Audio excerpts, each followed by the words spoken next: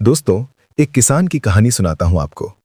राजस्थान के एक छोटे से गांव में रहने वाले रामप्रसाद जी पिछले 20 सालों से खीरे की खेती करते आ रहे थे। हर साल वही घिसा पिटा तरीका, बीज डालो, पानी दो, भगवान भरोसे छोड़ दो। और नतीजा, साल दर साल 50 से 70 क्विंटल प्रति एकड़, बस इतना ही। घर का खर्च मुश्किल से निकलता था, कर्ज का बोझ बढ़ता जाता था।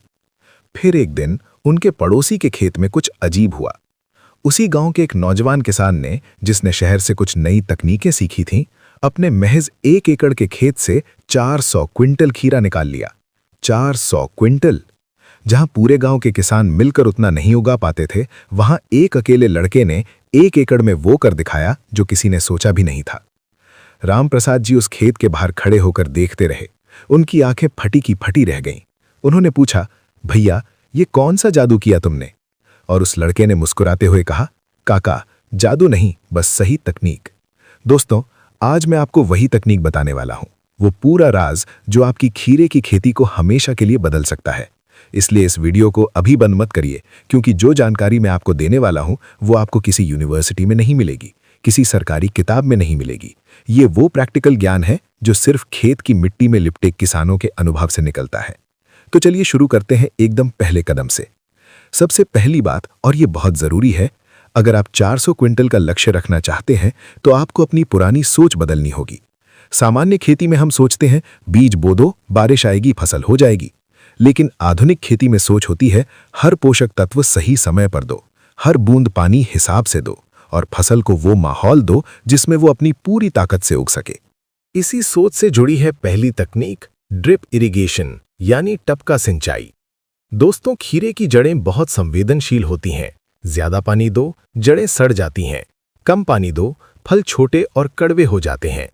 इसीलिए ड्रिप सिस्टम लगाना कोई विकल्प नहीं है, ये जरूरत है। ड्रिप से पानी सीधे जड़ के पास जाता है। एक एक बूंद का हिसाब होता है। इससे पानी की बचत तो होती ही है, साथ ही फसल को हर दिन नियंत्रित मात्रा में नमी मिलती रहती है। और जब नमी नियंत्रित होती है तो फल एक जैसे चमकदार और भारी निकलते हैं। अब दूसरी तकनीक, मल्चिंग। अगर ड्रिप सिंचाई पानी का इंतजाम करती है तो मल्चिंग उस पानी को जमीन में रोक कर रखती है। 25 माइक्रोन की काली प्लास्टिक शीट खेत की क्यारियों पर बिछाइए और देखिए कैसे आपका खेत बदल जाता है। ये शीट 3 काम करती है एक साथ। पहला, खरपतवार को उगने से रोकती है, जिससे आपको निराई गुड़ाई पर अलग से पैसे खर्च नहीं करने पड़ते। दूसरा, मिट्टी का तापमान नियंत्रित रखती है, जो जड़ों के विकास के लिए जरूरी है। और तीसरा, मिट्टी की नमी को वाष्पीकरण से बचाती है, यानी पानी अंदर ही रहता है। इन तीनों फायदों के मिलने से फसल की ग्रोथ तेज होती है और उत्पादन में जबरदस्त फर्क आता है। और तीसरी तकनीक, मचान विधि यानी ट्रिलिसिंग। ये वो तकनीक है जो सामान्य खेती और हाई यील्ड खेती के बीच की सबसे बड़ी दीवार है। जब खीरे की बेलें जमीन पर फैलती हैं तो क्या होता है? फल जमीन को छूते हैं, सड़ जाते हैं। धूप पत्तियों तक नहीं पहुंच पाती, हवा का आवागमन रुक जाता है और इससे फफूंद और बीमारियां पनपती हैं। लेकिन जब आप बांस और तार से मचान बनाकर बेलों को ऊपर चढ़ाते हैं तो फल हवा में लटकते हैं, सीधे, लंबे और चमकदार। बाजार में ऐसे खीरे की कीमत अलग होती है। खरीदार पहले इन्हीं को उठाता है। अब आते हैं उस हिस्से पर जो शायद सबसे ज्यादा असर डालता है उत्पादन पर, और वो है फर्टिगेशन यानी सिंचाई के साथ खाद देने की तकनीक। दोस्तों, एक बात गांठ बांध लीजिए, खीरे की फसल भूखे बच्चे की तरह होती है। हर हफ्ते उसे कुछ न कुछ चाहिए। एक बार में पूरा खाना दे दो, वो पचेगा नहीं। इसीलिए फर्टिगेशन में हम खाद को छोटी छोटी किश्तों में देते हैं, ड्रिप के जरिए सीधे जड़ों तक। बुआई के समय यानी बेसल डोज में प्रति एकड़ 100 किलोग्राम डीएपी, 50 किलोग्राम पोटाश और कम से कम 6 से 10 टन अच्छी तरह सड़ी हुई गोबर की खाद जमीन में मिलाएं। ये फसल की नींव है। जितनी मजबूत नींव, उतनी ऊंची इमारत। बुआई के 15 से 20 दिन बाद जब पौधे बढ़ने लगे, तब एनपीके 19-19-19 का फर्टिगेशन करें। ये तीनों मुख्य पोषक तत्वों का बराबर संतुलन है, नाइट्रोजन, फास्फोरस और पोटाश। इससे पौधे की शुरुआती ग्रोथ तेज और मजबूत होती है। 25 से 30 दिन के बाद जब बेलें फैलने लगे, एनपीके 13-0-45 का उपयोग करें। इसमें पोटाश की मात्रा ज्यादा होती है, जो वानस्पतिक वृद्धि को सही दिशा देती है। और जब फूल आने लगे तब असली खेल शुरू होता है।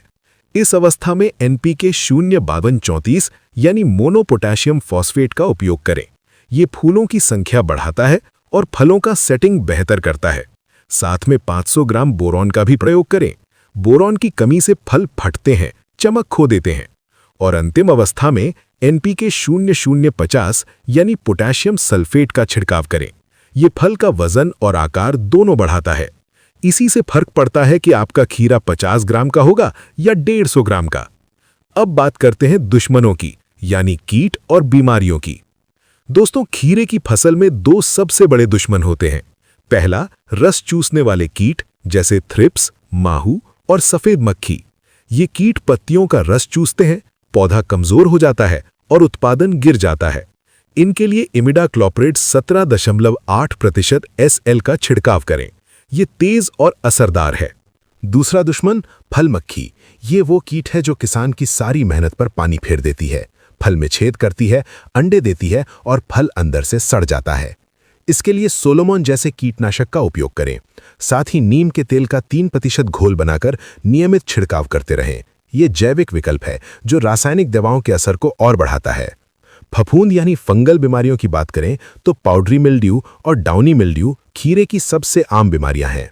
पाउडरी मिल्ड्यू में पत्तियों पर सफेद पाउडर जैसी परत जम जाती है और डाउनी मिल्ड्यू में पत्तियों के नीचे धूसर बैंगनी रंग के धब्बे दिखते हैं। इनसे बचाव के लिए बुआई से पहले बीजों को कैप्टान या थिरम से उपचारित करें, 2 ग्राम प्रति किलो बीज की दर से। और खड़ी फसल पर साफ फंगीसाइड या बाविस्टिन का स्प्रे करें। डाउनी मिल्ड्यू के लिए कॉपर ऑक्सीक्लोराइड या रिडोमिल गोल्ड, जिसमें मेटलेक्सिल और मैनकोजेब होता है, उसका उपयोग करें। एक और जरूरी बात, जब भी कोई रसायन छिड़कें उसमें चिपकू यानी स्टिकर मिलाएं। इससे दवा पत्तियों पर टिकती है, बारिश या ओस में बह नहीं जाती और उसका असर ज्यादा समय तक रहता है।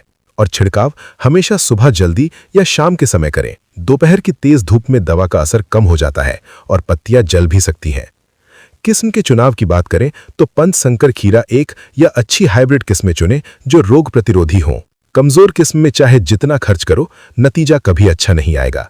बीज पर खर्च किया गया 1 रुपया फसल में 10 रुपये बनकर वापस आता है। दोस्तों, अब जरा रुकिए और सोचिए, अगर आपके 1 एकड़ खेत से 70 क्विंटल की जगह 300 से 400 क्विंटल खीरा निकले और बाजार में खीरे का भाव भी 8 से 15 रुपए किलो चल रहा हो, तो आपकी आमदनी में कितना फर्क आएगा? हिसाब लगाइए। ये सिर्फ खेती नहीं है, ये आपके परिवार का भविष्य है, ये आपके बच्चों की पढ़ाई है, ये वो कर्ज है जो आप चुका सकते हैं। और ये सब मुमकिन है सिर्फ सही तकनीक से। अब एक काम कीजिए, अभी नीचे कमेंट में लिखिए कि आप किस राज्य में और कितने एकड़ में खीरे की खेती करते हैं या करना चाहते हैं। मैं हर कमेंट पढ़ता हूं और आपके राज्य और मौसम के हिसाब से अलग अलग सलाह देने की कोशिश करता हूं, क्योंकि राजस्थान की खेती और उत्तर प्रदेश की खेती एक नहीं होती। मिट्टी अलग, पानी अलग, मौसम अलग। दोस्तों, राम प्रसाद जी की कहानी याद है जो मैंने शुरू में सुनाई थी? अगले साल उन्होंने भी यही तकनीक अपनाई। ड्रिप लगाया, मल्चिंग बिछाई, मचान बनाया, फर्टिगेशन शेड्यूल फॉलो किया और उस साल उनके खेत से निकला 380 क्विंटल। वो खेत के किनारे खड़े होकर रोए थे, खुशी के आंसू। उनका वो 1 एकड़ जो कभी 50-70 क्विंटल देता था, उसने उनकी जिंदगी बदल दी। ये जादू नहीं था, ये विज्ञान था, ये तकनीक थी और ये आपके लिए भी उतनी ही कारगर है जितनी राम प्रसाद जी के लिए। तो देर मत कीजिए, इस वीडियो को अभी अपने उन दोस्तों और भाइयों के साथ शेयर कीजिए जो खेती करते हैं, क्योंकि अच्छी जानकारी बांटने से बढ़ती है, घटती नहीं। और हाँ, चैनल को अभी सब्सक्राइब कीजिए और घंटी दबाइए, क्योंकि अगला वीडियो आने वाला है करेले और लौकी की हाई यील्ड खेती पर, जो आपको फिर चौंका देगा। जय जवान, जय किसान।